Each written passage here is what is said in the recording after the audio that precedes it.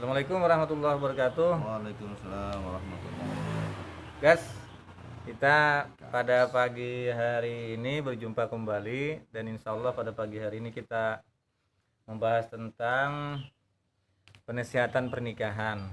Karena ini musim COVID, jadi kita diarahkan oleh pemerintah pusat untuk melakukan hal-hal yang bersifat social distancing, yaitu jaga jarak terhadap apa yang akan kita sampaikan terhadap seseorang. Jadi mau tak mau penasihatan kita by phone begini. Nanti silahkan calon pengantin untuk mempelajari lewat internet atau lewat media sosial seperti yang akan kami jabarkan pada distribusi nantinya. Dan materi kita adalah tentang penasihatan.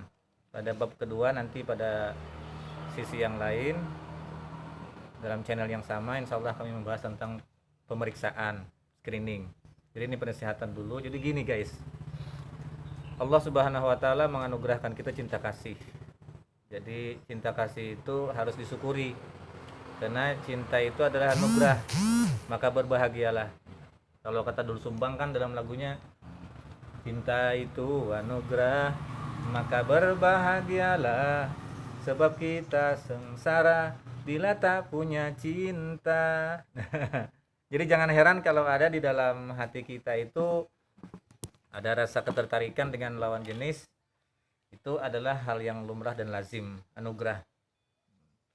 Nah lalu sebagai tambahan pengalaman bagi calon pengantin bahwa nanti kalau kita sudah menikah, usahakan satu, dekatkan diri kepada Allah. Karena tak ada orang yang sukses dunia akhirat kalau dia tidak mendekatkan diri kepada Allah. Salah satu metode pendekatannya adalah pelaksanaan sholat 5 waktu. Jadi usahakan guys, calon pengantin, sesibuk apapun kita, usahakan sholat 5 waktu itu jangan putus.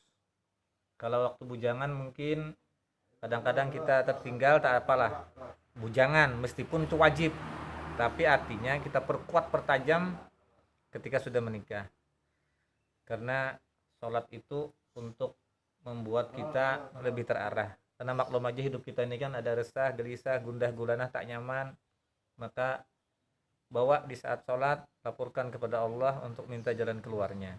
Jangan maksakan diri untuk bisa keluar dengan diri sendiri, tapi harus minta pertolongan bantuan Allah supaya terarah. Terus yang kedua guys,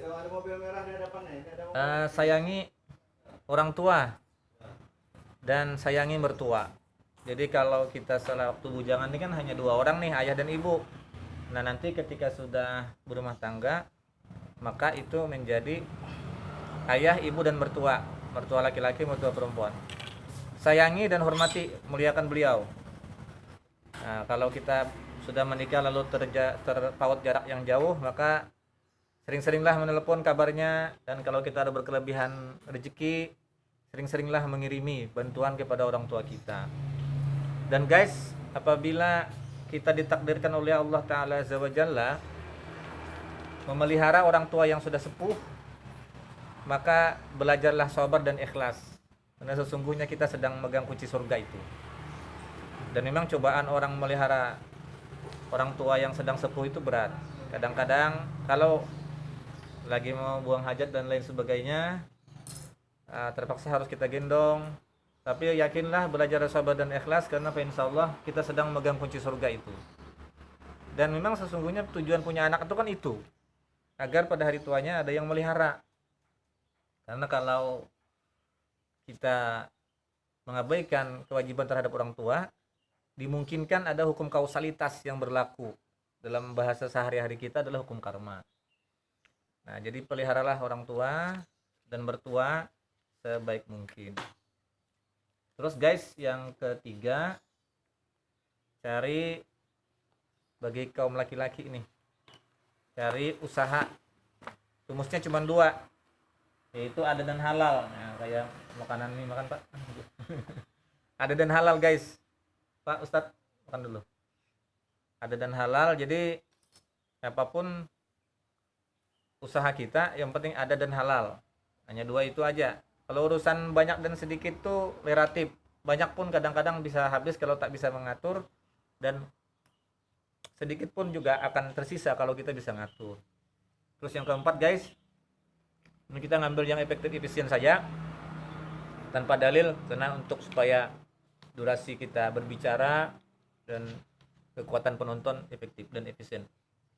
Terus yang keempat adalah dimanapun kita berada, ini pasangan pengantin ini kan kadang-kadang apa itu Pak, ngekos atau nyewa atau berusaha di tempat daerah lain, maka usahakan dimanapun kita berada jadilah orang baik. Jadi rumus hidup itu sederhana aja, jadi orang baik, enak sudah. Senyum dengan tetangga sekitar, kalau ada gotong royong bantu, kalau ada musyawarah ikut, kalau ada pengajian ikut, secukup waktu yang kita punya. Bersosialisasi dengan baik. Dan yang terakhir, yang kelima adalah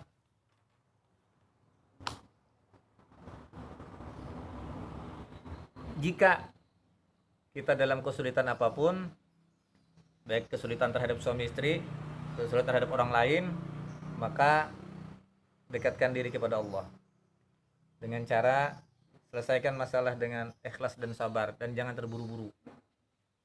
Jangan terburu-buru menyelesaikan masalah, karena biasanya sesuatu yang tergesa-gesa ada masuk unsur lain, nafsu, bisa juga setan. Jadi bersabarlah, memohonlah kepada Allah untuk menyelesaikan masalah dengan lapang dan ikhlas. Guys, itu kaitan dengan untuk bagaimana kita menyikapi setelah pernikahan. Nah, lalu nanti ini kaitan dengan apa sih tugas suami dan istri. Nah, ini yang singkat-singkat, nanti giliran kami dengan Pak Ustadz. Ini Pak Ustadz sambil tanda tangan berkas nikah.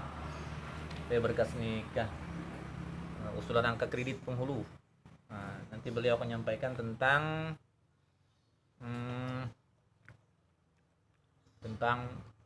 hak dan kewajiban suami istri. Apa saja kewajibannya, apa saja haknya, dan ada hal-hal nanti juga akan kita tambahin kaitan dengan hal-hal yang dilarang dalam berumah tangga, seperti melakukan hubungan suami istri di saat, mohon maaf, menstruasi atau haid, melakukan hubungan suami istri di saat salah satunya dalam keadaan kondisi sakit dan tidak menginginkan itu, kemudian di saat haid atau nifas, di saat nifas atau ba'da melahirkan, kecuali sudah habis masa darah nifasnya keluar baru boleh melakukan lagi. Dan itu kadang-kadang masyarakat kita menghitungnya dengan acuan kebiasaan, itu 40 hari. Meskipun sebenarnya tidak itu acuannya. Acuannya adalah apabila darah itu bersih maka boleh, tapi bila tidak jangan.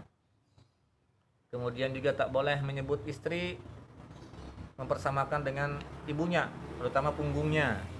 Kalau kita ingin muji fisik istri, silahkan dipuji fisik yang lain, misalkan mata, hidung, telinga, tapi jangan punggung. Misalkan punggungmu ini mirip dengan punggung ibuku, tak boleh. Jadi tak boleh dipersamakan dengan ibu kandung kita. Kalau ingin mempersamakan boleh dengan artis-artis saja,